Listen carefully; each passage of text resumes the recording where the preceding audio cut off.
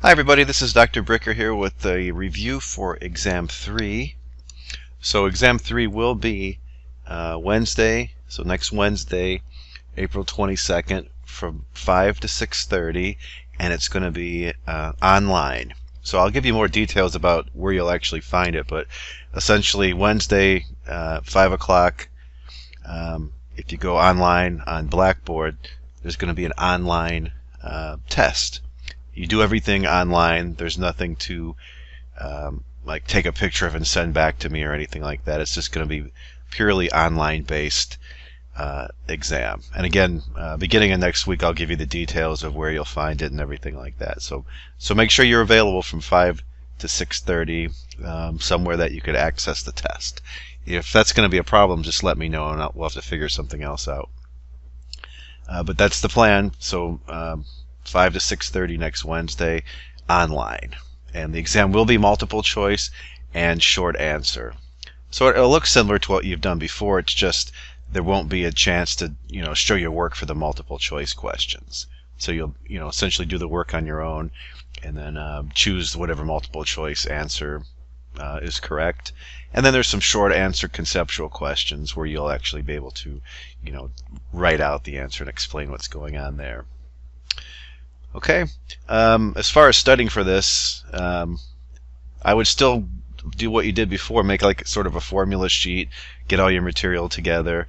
I can't really restrict you on what you have. I mean, hopefully you're not going to be taking this with somebody right next to you or anything like that. So you're on the honor system there, but I suppose you could access the chapters from the book and things like that. But if you make a formula sheet, you have all the information there. So remember, you only have an hour and a half.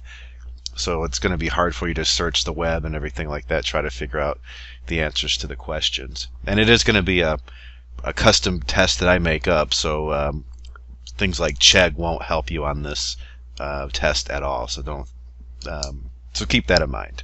So again, I would make my own formula sheet, organize all your thoughts.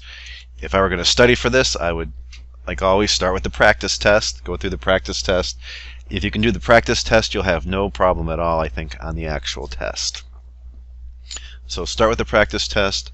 This covers homeworks 6 through 9, which are essentially everything since spring break. So learning modules 11 through 14 contain all the information from homework 6 to 9. So practice test, look at the homework, read back through the chapters, and look at the notes that go along with those chapters. Here are the chapters, by the way. Chapter 25, we had Lenz's Law on the second test, so there's no Lenz's Law questions here. The part of Chapter 25 that you'll see here, though, is induction. So changing magnetic flux, producing an EMF. And then also part of Chapter 25 dealt with waves, so electromagnetic waves.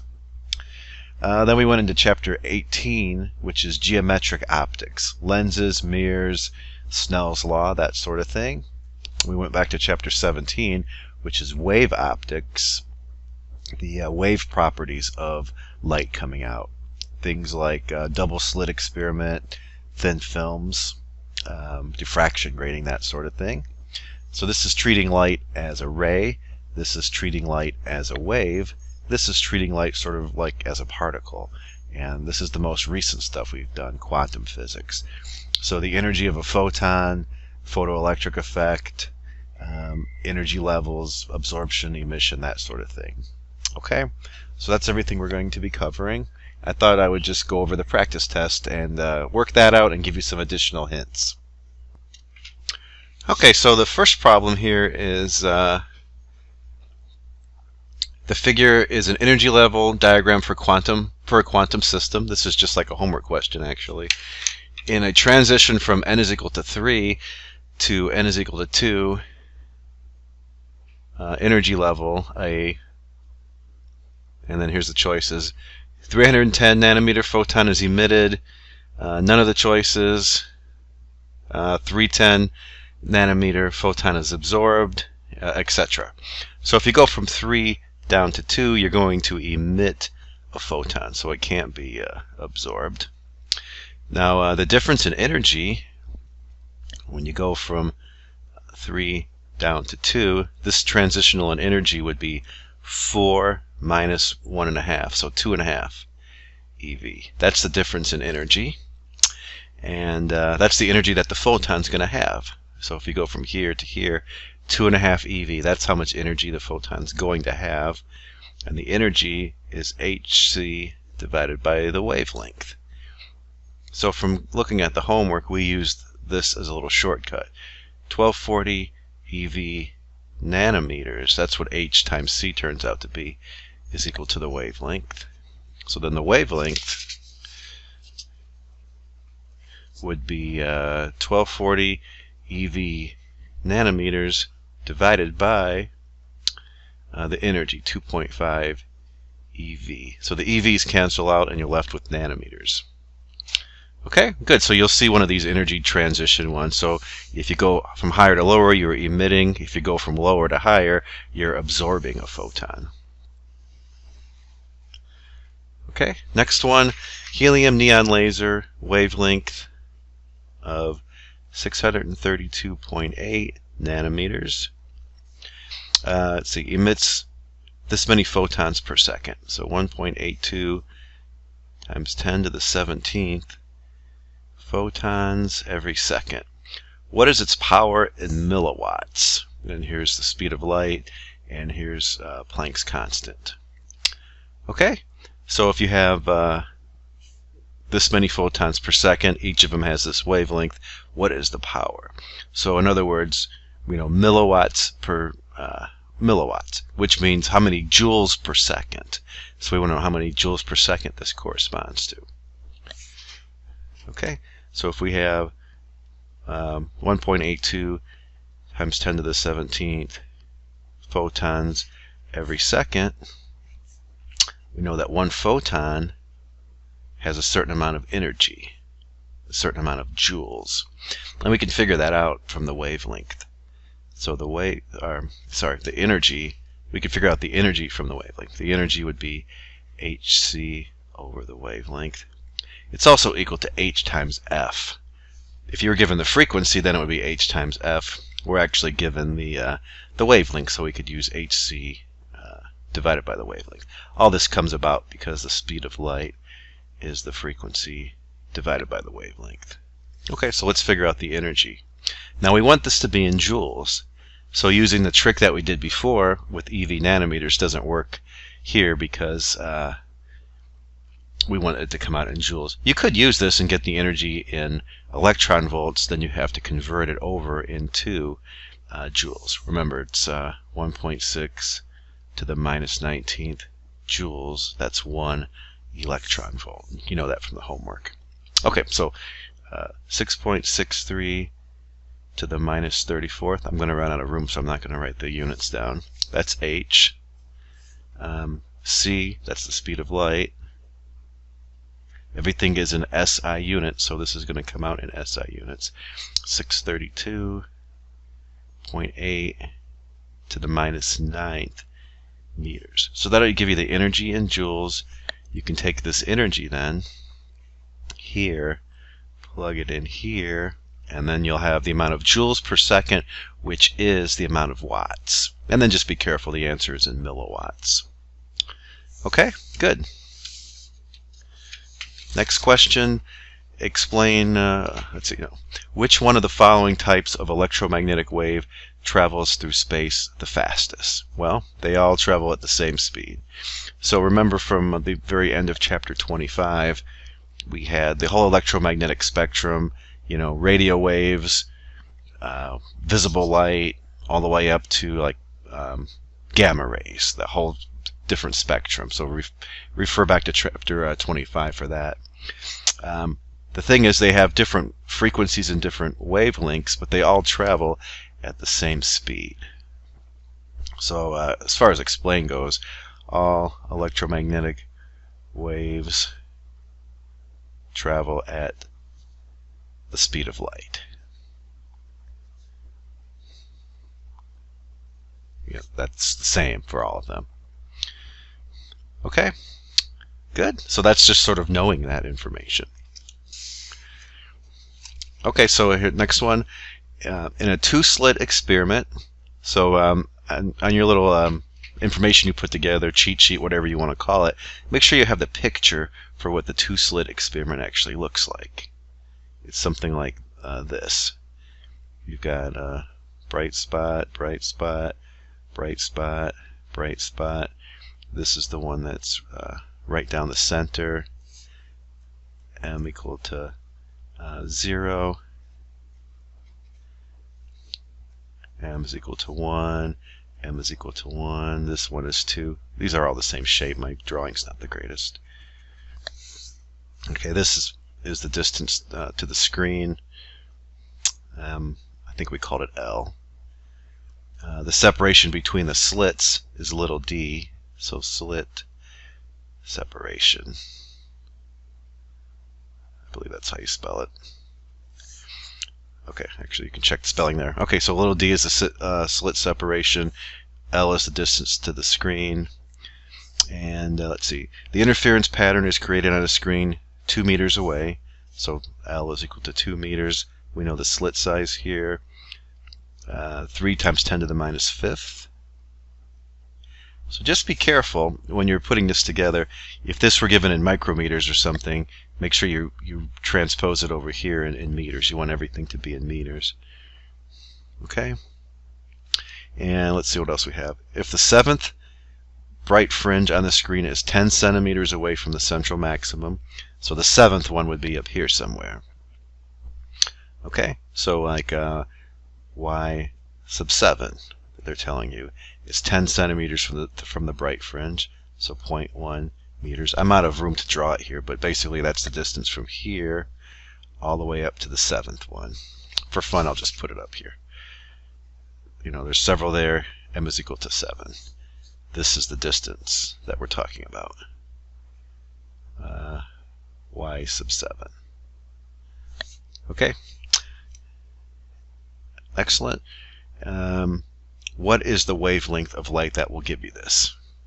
So let's write down what we know about the double slit formulas. The one thing about this is if they tell you it's a double slit experiment, you have the picture. There's only 2 equations that go along with this. Let's take a look at them. So this is from the physics of it. D sine theta, and I put theta sub m here, is equal to m times the wavelength. So this is lambda, not my best lambda. There we go. So the m corresponds to, am I talking about this one, this one, this one, this one? So theta m, like for example on this one, this would be theta 7 corresponding to this bright fringe over here. Okay? Good, so this is the physics part of it. This is just from the trigonometry of the geometry of the whole thing. The tangent of this would be opposite, so y sub m divided by L. I'm totally not drawn to scale here. Now in the small angle approximation, where the sine of theta is approximately equal to the tangent of theta, I could set those equal to each other, and you come up with this equation. So this one actually should work for us. We should be able to figure out what the wavelength is from this. That's what we're looking for. Okay, so remember, the bigger the wavelength, the more these are spread out. Think back to the homework problems for that. So from this equation, I can solve for the wavelength. So solve for the wavelength. D y sub m divided by m times L. So let's see. Multiply both sides by D, and then divide both sides by m. I think that's good. So D, that's the separation, 3, whoops, running out of room here, times 10 to the minus 5, y sub m, corresponding to the 7th one, 10 centimeters or 0.1 meters. Y is 7. Sorry, m is 7. And then the length here to the screen is 2 meters. Now, if you notice, this was in meters, this is in meters, this is in meters. So the answer comes out in meters, right? This is meters, meters, meters. So the answer is going to come out in meters. Let's actually see what we get. 3 to the minus fifth times 0.1 divided by 7 times 2, or 14. Something small. 1, 2, 3. I'm on my calculator here. 1, 2, 3, 4, 5, 6, 7, 8, 9. 214 to the minus 9th, or 214 nanometers. Okay, looks like choice C works. Okay, so again, make sure you have the picture involved. Be careful with the units. I put everything into meters until I got the answer. Then I needed to put it back into nanometers. And here's the physics part of the formula, trigonometry part of it, and then if you put these together, you get this formula. So you'll definitely see a double slit problem on the test. Okay, let's see what the next one has. Light goes from a material having a refractive index N1 into a material with refractive index N2. If the refracted light is bent away from the normal, okay, so here's the normal. Light comes in, it's bent away from the normal. Right, so that's away from the normal. Remember, these are always measured relative to the normal, these angles. So this would be theta 1, this would be theta 2. This means light's being bent away from the normal. What can you conclude about the indices of refraction? So I would say if light is bent away from the normal,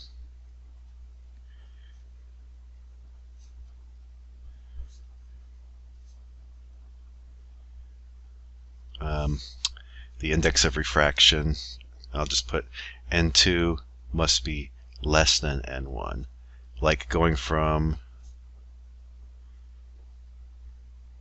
water into air, right? So this would be like going from water into air. Good. So N2 has to be less than N1, right? Or in other words, N1's got to be bigger than N2 for that to happen.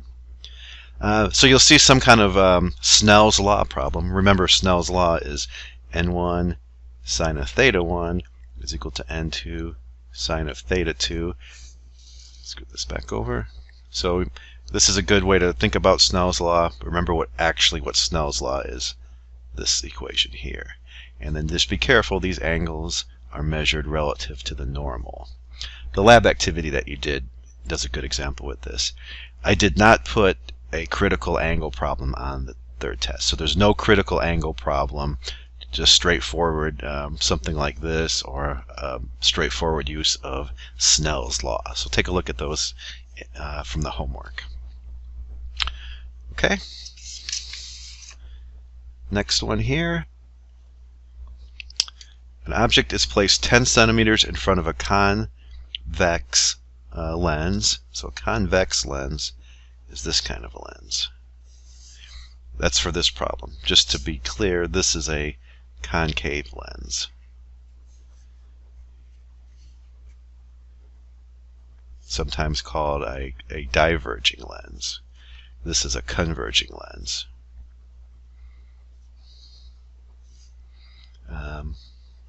Okay, or convex.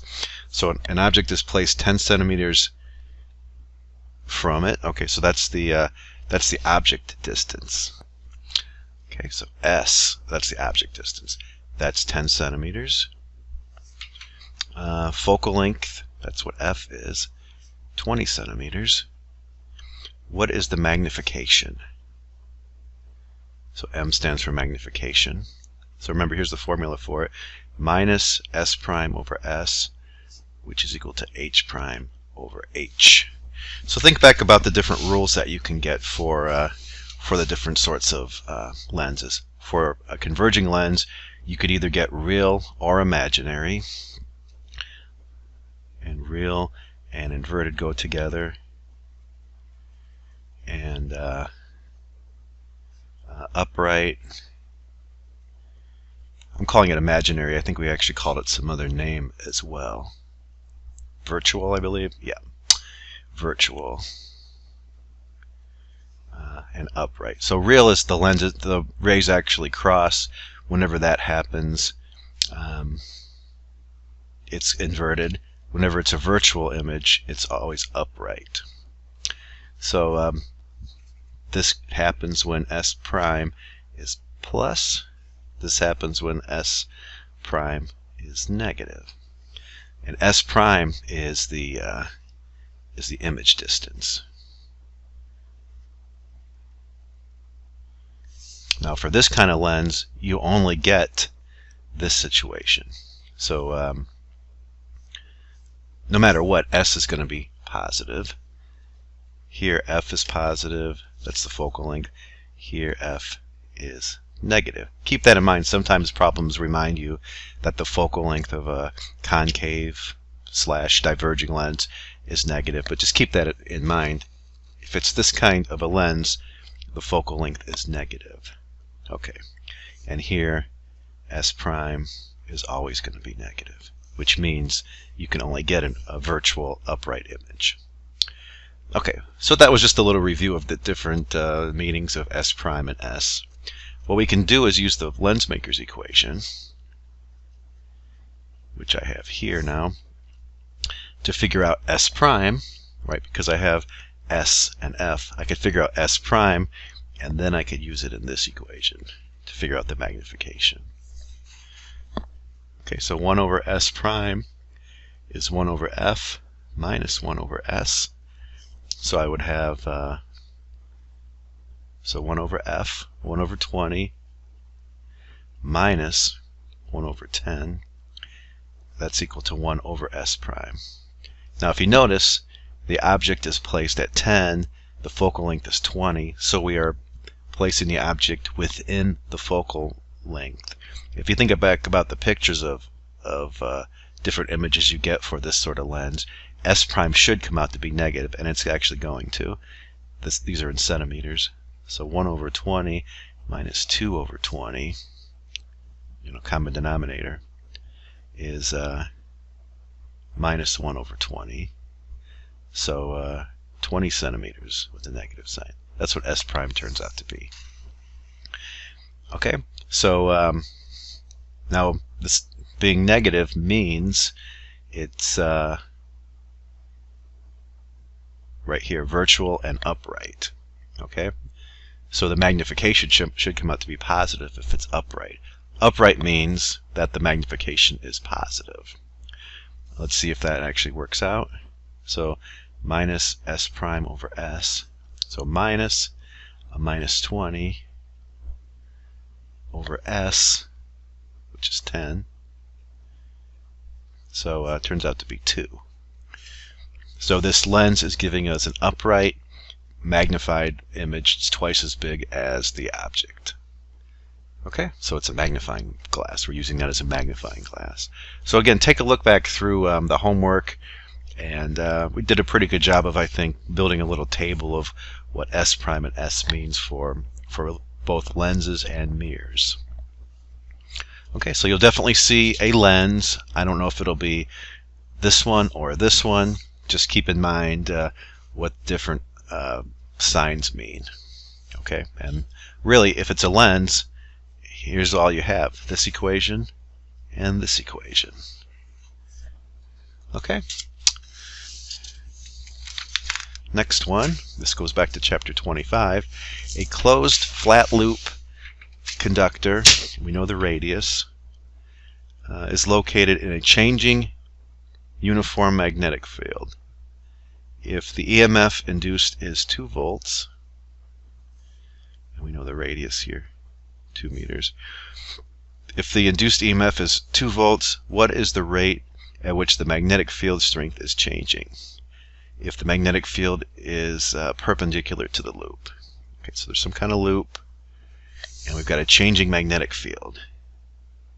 I don't know if it's this way or that way, but it's changing. We want to know how fast is it changing. Delta B over delta T. How fast is it changing? Okay, so remember, if you have a loop and there's a changing magnetic field, that's where you induce an EMF. This goes back to right after we got back from spring break. But just to remind you, here's the magnitude of the EMF that's induced. Now, if there's more than one loop, you put the amount of loops here. But ours is just one loop, so n is equal to 1. So what is magnetic flux? Magnetic field strength, area, or the cosine of the angle between the B and A vector. So we're not changing the angle between B and A. We're not changing the actual area. What we're changing is the magnetic field strength. Now, if this were some kind of generator and you had a loop here, you could rotate it in the magnetic field, and then you get the angle changing between A and B. Or you could take the loop and make it bigger or smaller by scrunching it up or making it bigger. You could change the flux that way. What we've mostly done is just change the magnetic field strength. So in this specific problem, the induced EMF, these things are actually lined up with each other. So B and A, the angle between B and A is 0. They're actually lined up with each other, right? If this is the magnetic field, this is the area vector. They're lined up with each other. Okay, so then the induced EMF, one loop, angle's not changing, it's actually 0 degrees, so the cosine of 0 is 1. The area's not changing, it's the magnetic field strength that's changing. The delta B over delta T is changing. So then delta B over delta T turns out to be the induced EMF over the area. Now the area, it's pi r squared, right? Because it's a loop. The area of a loop is pi r squared. Okay, so we've got 2 volts divided by pi and then 2 squared. Don't forget to square it. So 1 divided by about 6. I'm guessing it's going to be this one. Let's see. 2 divided by pi, and then 2 squared would be 4. Okay, 0.159. Okay, so you induce an EMF when you have a changing magnetic field. So look back over homework 6. We did some problems on homework 6 with this changing magnetic field part. Again, that's the farthest back since the second test. Okay, so you'll definitely see some kind of Faraday's law. That's what this is, Faraday's law problem. Next one, Tan's face is 20 centimeters from a concave shaving mirror. So we've got concave, that's what we have in this problem.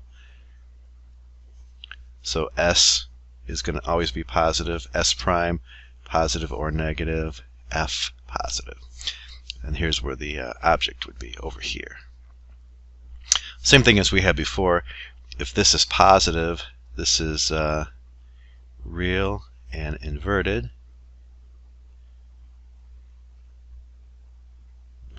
Okay. If it's negative, it's upright and virtual. Virtual and upright. So this concave mirror kind of behaves like a converging lens. The other kind that we had, which is not in this problem, but it's this situation. This is a convex mirror.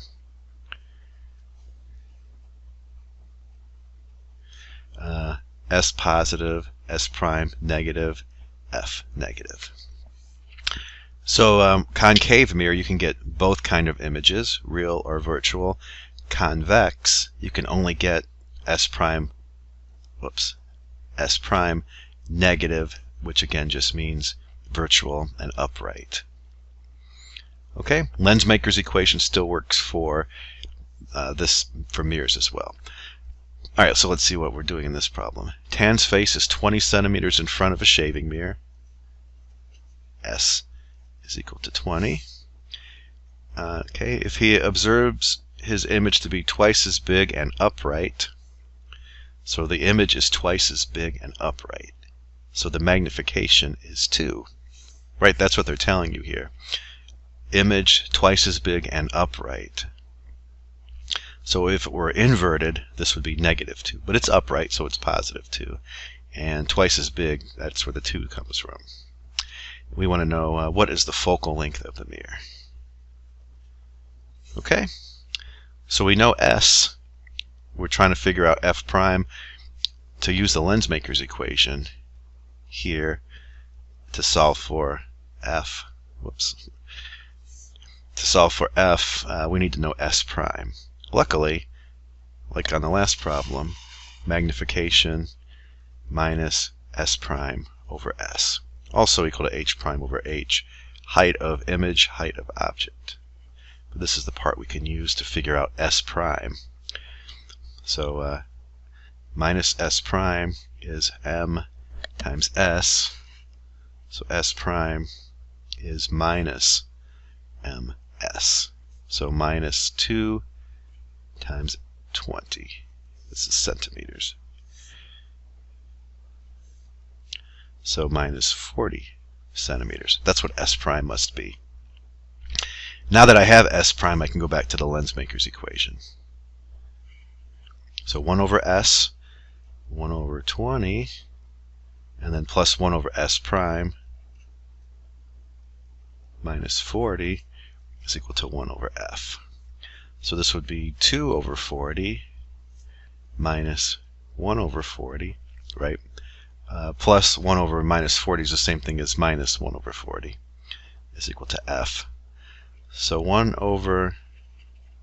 2 over 40 minus 1 over 40 gives me 1 over 40 centimeters is F.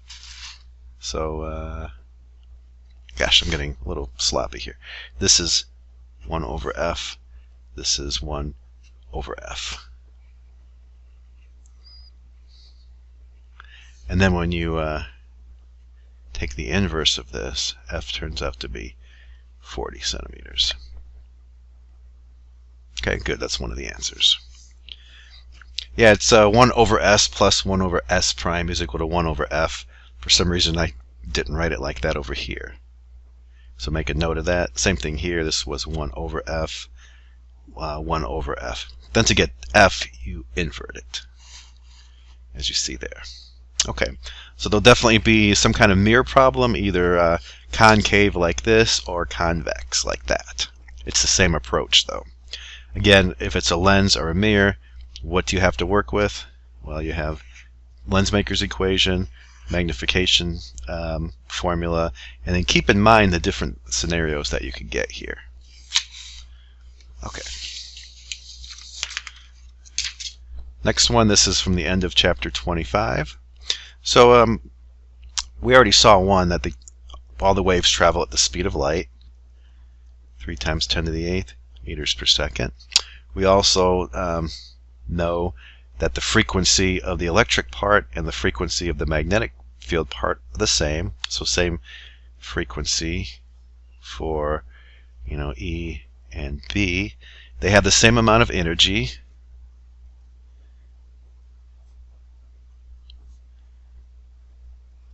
And we know E over the speed of light is equal to B. So if you know the electric field part, you can figure out the magnetic field part, and it turns out they carry the same amount of energy. We did some problems with intensity, figuring out the electric field amplitude, magnetic field amplitude. I didn't put anything like that on the practice test, and I didn't put anything like that on the actual test. But these sort of ideas you have seen here. Here's the speed of light, same frequency for E and B. Here's how they're related to each other. Now, how do they travel? If the speed is this way, which direction is the magnetic field? So we know that E and B are perpendicular to each other. And if you take E and you cross it over to B, that gives you the direction that it's actually traveling. The book has better pictures than I could possibly do. I'm not sure how this is going to look with my hand here, but I'm going to do E, cross it over to B, and the thumb gives you the direction that it's actually traveling. So E, and I know it's going to be moving this way, the direction of my thumb, so E, cross it over to B, so B's got to be this way for the speed of the wave to be that way. So E and B are always perpendicular to each other. And if you were able to cross from E over to B, that'll give you the direction that it's actually traveling. So, so take a look back through that end of chapter 25 for this. Get some better pictures than I just showed you. But that's the idea. E, close your hand to B, that gives you the direction that it's actually traveling. So what if B, let me give you a whole nother problem. So this is a completely different problem. What if B were this way? Which way would it be traveling? So now I'm going to go E and move my fingers over to B. My thumb is pointing down. So in that case, if E and B were like this, it would actually be traveling this way. Okay. Good. So again, review that part of the end of chapter 25. Okay. Number 10 here, a metal has a work function. All right, so as soon as you hear work function, it's the photoelectric effect. Here's what we have for that. Maximum kinetic energy, energy of the photon minus the work function. Work function, this is the energy of the photon. This is the maximum kinetic energy. So now the energy of the photon is hc over the wavelength, or h times f. Now to just liberate, to just free the electron, something called ionization. You might have heard this from chemistry, the ionization energy. Same thing, to just free it, ionization. That's where the kinetic energy that's left over is 0. And the work function then is just hc over the wavelength. Okay, so let me recap because you didn't see that. To just free an electron, which means to ionize it, ionization energy, sometimes called that. That's where the kinetic energy in this formula would be 0. And if that's 0, the work function is hc over the wavelength, or hf. Like literally, that's 0. Move that over to the left-hand side. We also had something called stopping potential. You don't see it in this problem, but I'm just being clear. The stopping potential. So think back about the picture for this. To stop any current from flowing, all the kinetic energy turns into electrical potential energy. Okay, that was just on this last homework assignment, homework 9.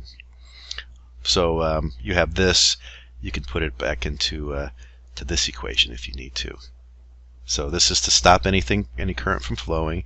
So EV stop then would be equal to the photon energy minus the work function. Okay. So back to the problem. A metal has a work function, 4.5 eV. Find the maximum kinetic energy if light of wavelength, so how much is this? If the wavelength of light is 250 nanometers. Here's some conversions, Planck's constant, speed of light, etc. Okay, so this is sort of straightforward. We're asking for kinetic energy. Here's the formula. Don't have to do any algebra. This is hc over the wavelength minus the work function. So 1240 eV nanometers. I'm going to use our little trick we've been using. That's h times c divided by the wavelength, which is 250 nanometers, and then minus the work function, which is 4.5 eV. So we got 1240 eV divided by 250. Good. So this has to be bigger than this for us to actually free it, and it is.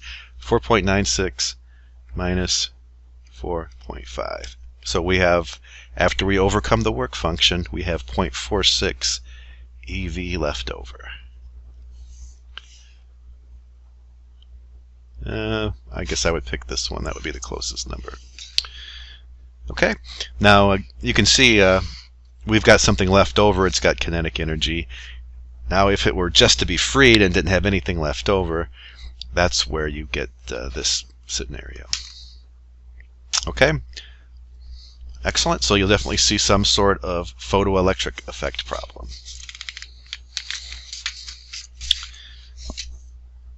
Next one, the wavelength is 600 nanometers, and it's a wave of, it's an electromagnetic wave. There's the wavelength. How much is the frequency? So the speed of light is the frequency times the wavelength. So the frequency then is speed of light divided by the wavelength. Now I'm assuming that we're in a vacuum here. So 3 times 10 to the 8th meters per second divided by 600 to the minus 9th meters. This comes out in 1/seconds, which is a hertz. So 3 to the 8th divided by 600 EE minus 9th, 5 times 10 to the 14th hertz. Okay, so these are to the 12th.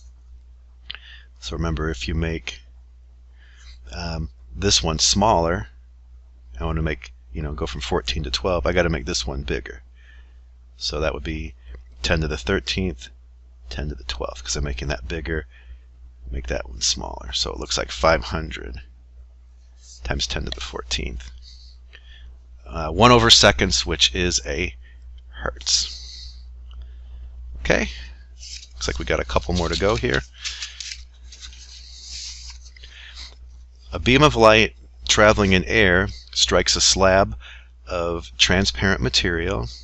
The incident ray makes an angle of 40. The refracted makes an angle with 26. What is the speed of light in the transparent material? Okay, so this is a good problem. So incident light, 40 degrees with the normal. I'll just call this one N1, and this could be N2. Traveling in air. Okay, so you know that that's 1 because it's traveling in air. Okay, makes an angle of 40 with the normal. The refracted beam, that's the one over here. This is theta 1, which is 40. Does something like this. Here's theta 2, and they're telling us that's 26, but they don't tell us how much this index of refraction is. What is the speed of light in the transparent material? Okay, so the speed of light up here is just the speed of light. 3 times 10 to the 8th meters per second. The speed of light down here, it slows down when it hits a material that has an index of refraction greater than 1. So I'm going to have to take the speed of light in air, divide it by this index of refraction to figure out how fast it is here. Right away we could weed out this answer though. Right? It slows down. It can't be the speed of light. It has to slow down. It definitely can't be faster than the speed of light. So the goal is to figure out the index of refraction of this material. So we've got N1 sine of theta 1 is equal to N2 sine of theta 2. And then I want to figure out what N2 is. So N1 sine of theta 1 divided by the sine of theta 2 gives me N2. Okay, so we have everything here to figure out N2. Make sure if you're using this in degrees that your calculator is in degree mode, and then you can figure out N2 has to come out to be bigger than 1. So let's see, we got 1 sine of 40 divided by the sine of 26. That'll give you N2. Looks like I'm in degree mode. So 1, I'm not going to put that, sine of 40 divided by the sine of 26. 1.47. Okay, good. Then we're bending towards the normal. and then to get the speed down here, take the speed of light divided by 1.47. So I guess that comes out to be 3 over 2, 6 over 3, about 2, I guess. We'll put it in to make sure. 3 to the 8th divided by 1.47. Yeah, about 2 times 10 to the 8th if you look at that. Okay, good. So a Snell's law problem combined with this idea that the speed of light slows down in a material. And then once it would leave the material, it would speed back up. Okay, finally, number 13. Light beam with a wavelength of 500 nanometers is reflected constructively from a thin layer of oil. Okay, so this is a thin film question. So hopefully you have a little thin film section. So here's the index of refraction of the film. You have probably air up here. So the index of refraction of the film, which in this case is oil, 1.25. The oil floats on the top layer of water. So down here, I'll just call this one N2. This is 1.33. This is air up here, just 1. And they're telling you it's reflected constructively. So we have constructive interference. Now if your eye is up here, you actually see the ray. So light comes in, some of it's reflected from the first surface, some of it refracts through, but then it's also reflected here. It gets to your eye. If those rays are in phase, you actually see it. So reflective constructively. Now if these hit your eye out of phase by 180 degrees, 180 degrees out of phase would be a wave like this and a wave like this. These cancel each other out. So that's like anti-glare coating, where you don't want something to be reflected. Here it's saying constructively, so we do want to actually see it. So let me get that little chart out that we used before with that homework assignment.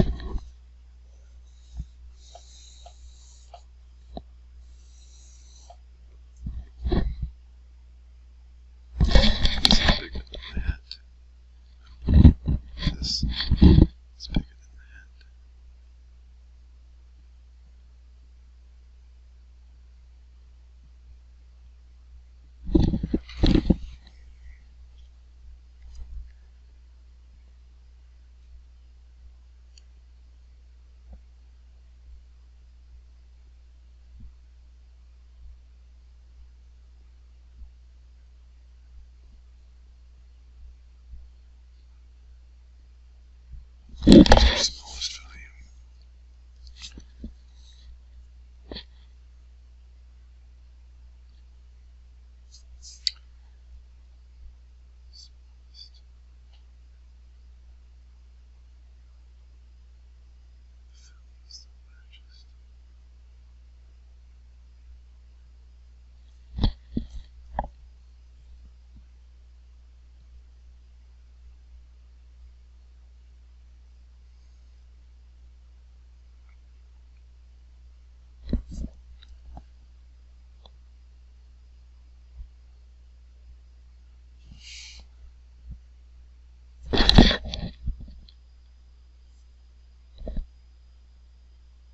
This is the middle value. This comes in. It's the middle value. Large fraction.